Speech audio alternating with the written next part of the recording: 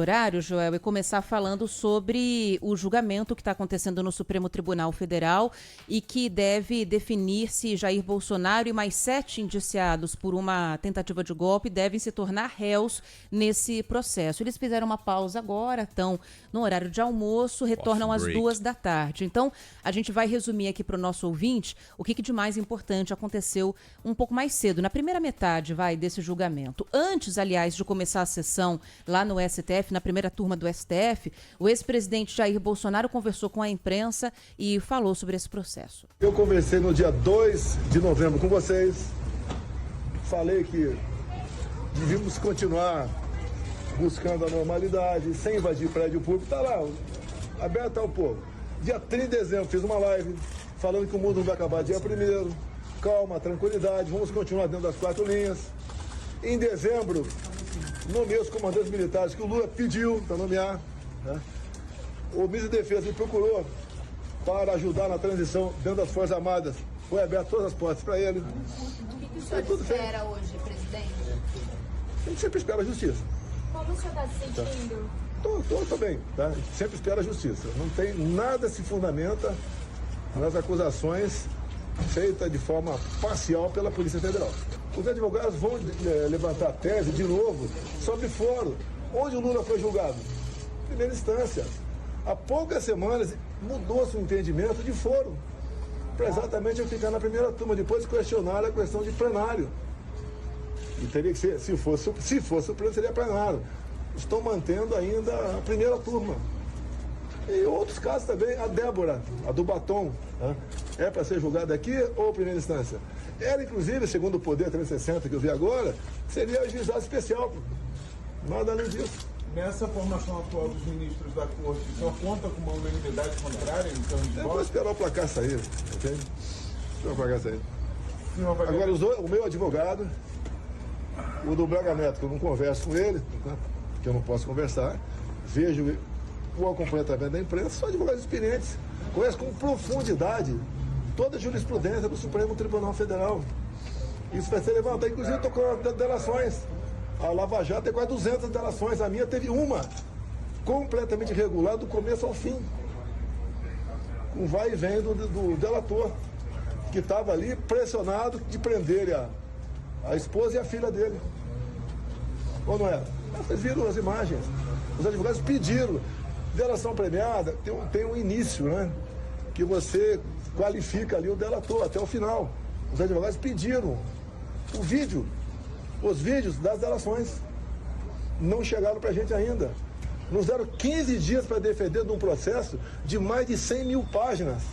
Mais uma quantidade grande também de vídeos e áudios. Agora, não deram a integridade do que foi usado como prova.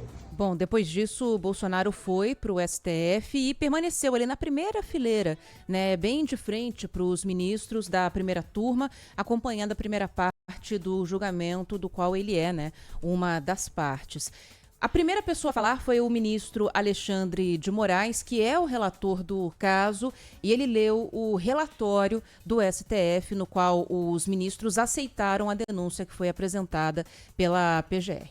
Após a apresentação das respostas pelas defesas dos acusados, assim como a manifestação da Procuradoria-Geral da República, solicitei, nos termos do artigo 234 do Regimento Interno do Supremo Tribunal Federal, a Vossa Excelência, dia para julgamento presencial para deliberação sobre a denúncia oferecida pelo Procurador-Geral da República em face do denominado Núcleo 1, o núcleo da organização criminosa que, baseado em projeto autoritário, enraizada na estrutura do Estado e com forte influência de setores militares, com divisão de tarefas e com uma série de atos dolosos, visou a abolição do Estado democrático de direito e a deposição do governo legitimamente eleito. A denúncia oferecida em face de Alexandre Ramagem, Almir Garnier Santos Santos, Anderson Gustavo Torres, Augusto Heleno Ribeiro, Jair Messias Bolsonaro, Mauro César Barbosa Cid, Paulo Sérgio Nogueira de Oliveira e Walter Souza Braga Neto. Bom, esses são os 8, né, que devem ter o destino decidido entre hoje e amanhã pelos ministros da primeira turma do Supremo Tribunal Federal. Na sequência, falou o Procurador-Geral da República, Paulo Gonet, que apresentou as considerações da PGR a respeito da investigação dessa trama golpista que culminou no ataque às sedes dos 3 poderes em Brasília em janeiro de 2023. A denúncia retrata acontecimentos protagonizados pelo agora ex-presidente da República, Jair Bolsonaro, que formou, com outros civis e militares, organização criminosa que tinha por objetivo gerar ações que garantissem a sua continuidade no poder, independentemente do resultado das eleições de 2022. A organização tinha por líderes o próprio presidente da República e o seu candidato a vice-presidente, o general Braga Neto. Todos aceitaram, estimularam e realizaram atos tipificados na legislação penal de atentado contra a existência e independência dos poderes e o Estado democrático de direito.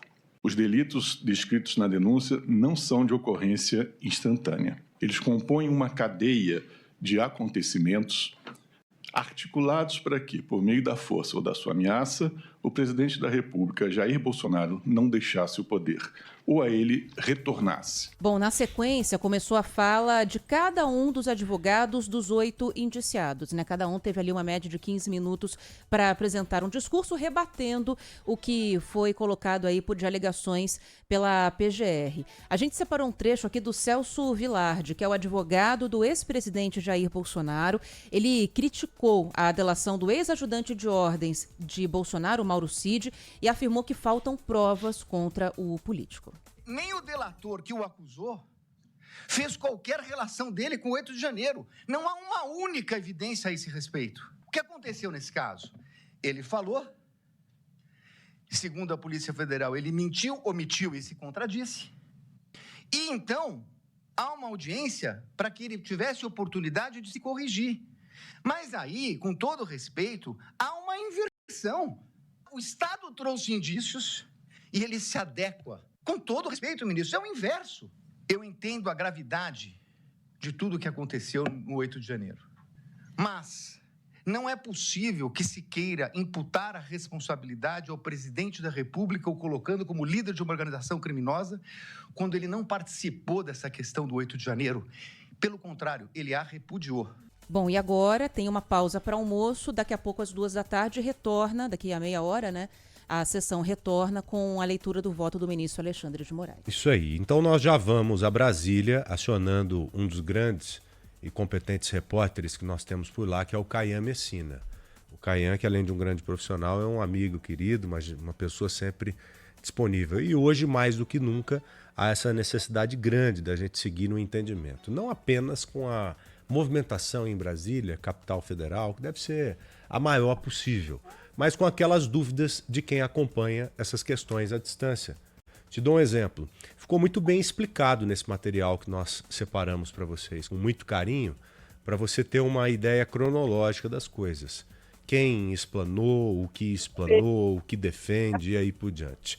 Um julgamento que acontecerá de hoje para amanhã com a primeira turma. São 5 ministros ali reunidos que vão tomar uma única e exclusiva decisão. Se essas pessoas indiciadas se tornarão réis ou não. Essa é a decisão nesse momento. Aí avança o Caian.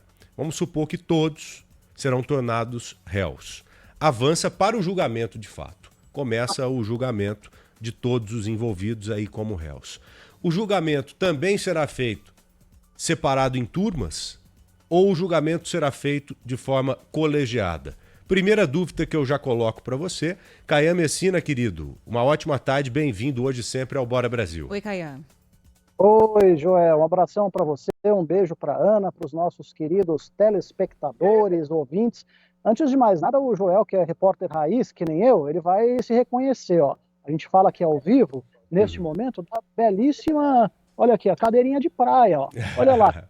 Ai, ó, tá escondida, só aparece o ternão na frente. Tá sentado na sombra, ó. Isso sim é recurso. Olha lá, ó, tá todo. Olha lá, todo mundo ali ao fundo. Pois essa dúvida sua, Joel, é uma dúvida realmente importantíssima para a continuidade do processo. Porque assim, né, vamos combinar que são favas contadas, todo mundo já sabe que a primeira turma do Supremo Tribunal Federal deve transformar, então, os 8 citados em réus. E a partir daí, é bom que a gente deixe claro, não significa que eles são culpados, que eles são inocentes, nada disso. Significa que o processo vai continuar e eles vão poder apresentar testemunhas, tanto defesa quanto acusação, Polícia Federal, PGR, enfim. E a partir disso, né, ao final de todo o processo, aí sim, se eles forem transformados em réus, eles vão ser julgados para que o Supremo então decida se eles são culpados ou inocentes. Agora, vai ser na primeira turma ou não? Por enquanto, a tendência é de que sim, seja na primeira turma, porque essa foi uma decisão do presidente do Supremo em 2023. O ministro Barroso, depois de tudo que aconteceu com o Mensalão, com o Petrolão, enfim, o Supremo naquela ocasião, né, quando os casos iam direto para o plenário, não fazia outra coisa senão julgar caso. Então, em 2013, os casos penais, eles vão para as turmas, que são com 5 ministros, o negócio anda mais rápido, e o plenário do Supremo pode se dedicar a matérias constitucionais. Pois bem, só que não estamos falando, né, é aquela coisa, a lei brasileira, todo mundo é igual perante ela, mas uns são mais iguais do que outros. Estamos falando de um ex-presidente da República, há uma polarização no Brasil, isso não pode ser desconsiderado. Então, alguns ministros já estão pedindo para que o caso, né, se eles forem transformados em réu, eu repito, como é a tendência, vai então para o plenário do Supremo Tribunal Federal. Mas quem vai decidir isso são os próprios ministros no decorrer do processo, Joel. Não há uma decisão ainda tomada. Tá, muito bem explicado. Então eles vão se reunir, fazer a votação e tomar a decisão, se será feito de forma colegiada ou de forma individualizada pelas turmas. Uma outra pergunta, Caian, que eu acho que interessa a todos nesse momento. O que esse julgamento, como consequência, pode levar ao ex-presidente Jair Bolsonaro quando falamos de inelegibilidade? Por quê? É óbvio que esse julgamento está sendo antecipado para que não haja nenhum tipo de contaminação no ano que vem, que será um ano eleitoral. Isso imputa alguma coisa nesse sentido ao ex-presidente? Ele que hoje está inelegível, pode haver alguma mudança nesse sentido ou um agravo em relação a isso?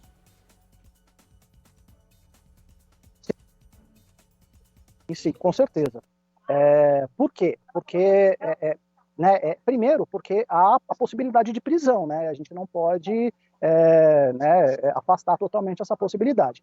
Caso Jair Bolsonaro seja condenado, né, por todos os crimes que a ele são imputados, nós estamos com uma penalidade máxima, né? As penalidades variam, né? A dosimetria da pena ela varia, mas a gente está falando, se ele for condenado ao máximo, por tudo, a gente está falando de uma pena de prisão aí de 30 anos. Acima de 8 anos, os réus no Brasil, eles cumprem pena inicialmente em regime fechado. Então é possível, né, em caso de condenação, eu repito, por...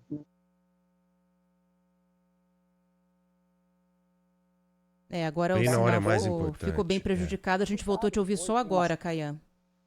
Em caso de uma pena... A gente perdeu o seu sinal quando você falou que a partir de 8 anos é regime fechado. Exatamente. Então, a partir de 8 anos no Brasil, o réu já cumpre a pena em regime fechado, né? Então, se Jair Bolsonaro for condenado ao máximo em tudo, a gente está falando de uma pena superior a 30 anos de cadeia. Então, se houver essa condenação, eu repito, ninguém está fazendo juízo aqui, mas existe essa possibilidade, ele pode iniciar o cumprimento de uma pena, de uma eventual pena, em regime fechado. Claro, depois há uma série de atenuantes, enfim. Mas a gente está falando de possibilidade de prisão. E isso afasta completamente a possibilidade de uma candidatura, né, para o ano que vem, por exemplo, né, se o cumprimento dessa pena começar esse ano. Esse é o ponto de vista penal. Existe o ponto de vista também, ponto de vista político, né, do Tribunal Superior Eleitoral. Basta alguém, por exemplo, do governo, recorrer ao TSE, né, dizendo que ele foi condenado por outro órgão, por exemplo, Tribunal Federal, realmente ele pode enfrentar outro processo do ponto de vista eleitoral, o que faria com que a eventual inelegibilidade dele se estendesse para além de 2030. Estamos falando em hipóteses, obviamente, tudo precisa ser confirmado pela justiça, mas é uma possibilidade que não pode ser totalmente descartada, não. E o que sair de resultado desse julgamento que começou hoje é o primeiro passo, né, para tudo isso, né? A primeira etapa para que essas definições sigam acontecendo. Com toda certeza. Caian Messina, queridão, muito obrigado. Um abraço para você, bom trabalho aí. Valeu, Caian. Até mais, um abração. Tchau. Intervalo. A gente já volta, 13h31, esse é o Bora Brasil.